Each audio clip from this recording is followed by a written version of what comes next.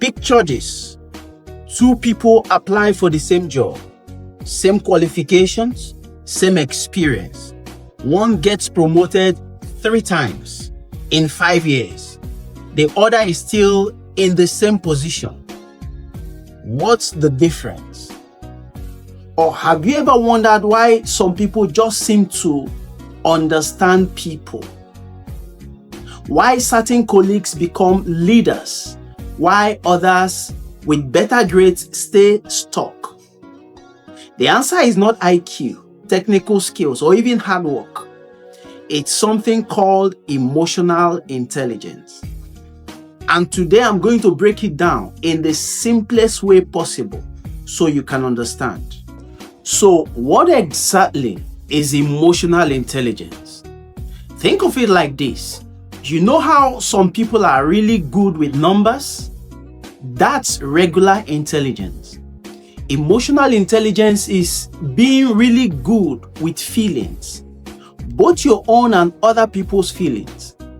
Daniel Goleman, who made this famous, said it's basically 4 things: knowing your own feelings, managing your own emotions, understanding other people's feelings, and managing relationships with others. Imagine you are at work and your boss suddenly snaps at you.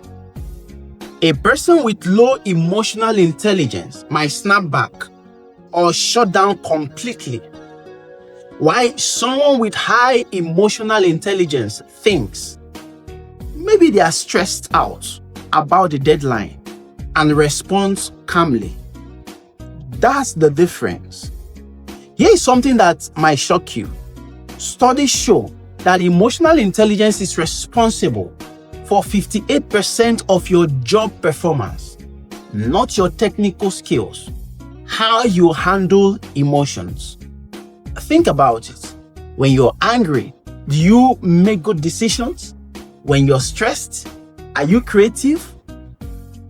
When you don't understand why your teammate is upset, can you work together effectively? The answer is always no. Let me paint you a picture of what emotional intelligence looks like in the workplace. Meet James.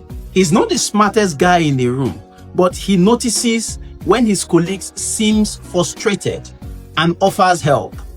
He stays calm during stressful meetings.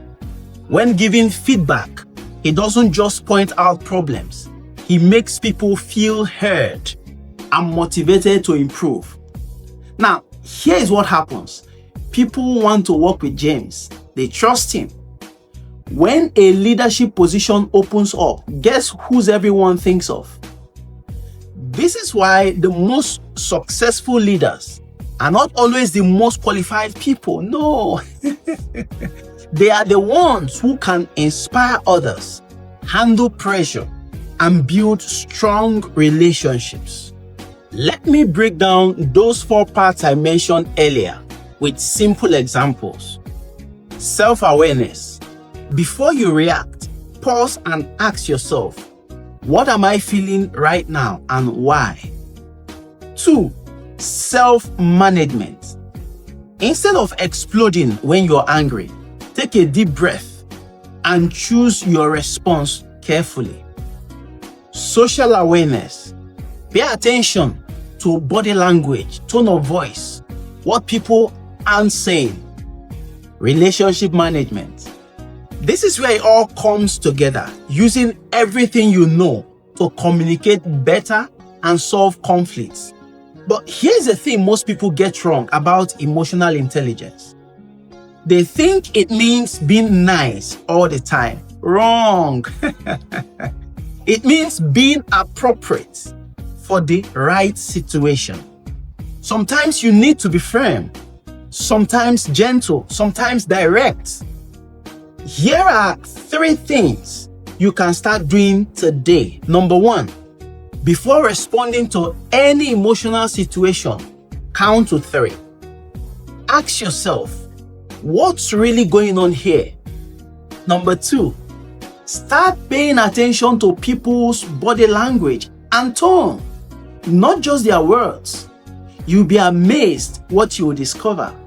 And then the third point, when someone upsets you, instead of thinking they are being difficult, try thinking, I wonder what's causing them to act this way. Here is the truth. Your technical skills might get you hired, but your emotional intelligence determines how far you will go. It affects your relationships, your mental health, your ability to lead, and yes, your career success. The best part, unlike IQ, emotional intelligence can be developed. You can literally get better at this practice every single day. So here's my challenge for you. For the next week, try 3 tips I just shared. Pay attention to emotions, yours and others. I guarantee you will see the difference. If this helped you understand emotional intelligence better, help me like this video and subscribe to my channel for more. It tells YouTube that this video is valuable and pushes it to other people that need it. And tell me in the comments, what's one situation where better emotional intelligence could have changed everything for you?